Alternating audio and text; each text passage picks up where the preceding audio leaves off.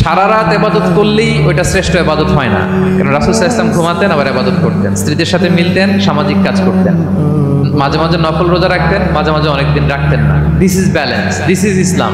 এবং এর চেয়ে শ্রেষ্ঠ ইসলাম আর হতে পারে না। তার মানে বোঝা গেল রাসূল সাল্লাল্লাহু আলাইহি ওয়াসাল্লামের চাইতে যদি এক কাঠি বেশি বোঝেন আপনি, এটা ইসলাম হবে? এটা হবে বাড়াবাড়ি, ঠিক কি না? রাসূল সাল্লাল্লাহু আলাইহি ওয়াসাল্লাম যেমনটি করেছেন ঠিক তেমনটি করার নাম ইসলাম।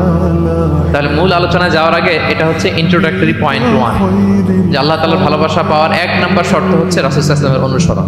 2 নম্বরে চলে যায় আর কাদেরকে আল্লাহ ভালোবাসেন। 2 নম্বরে হচ্ছে আত-তাওয়াবুন, যারা ভুল করেই তওবা করে সাথে সাথে আল্লাহ তাদেরকে বড় ভালোবাসেন, সুবহানাল্লাহ।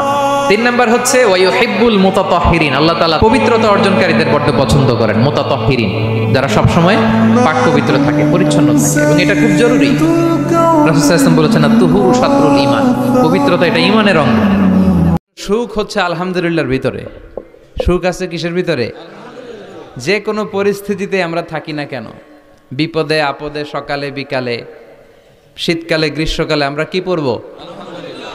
আলহামদুলিল্লাহ পড়ব। এর কারণ চাহিদার কোনো শেষ নাই। যার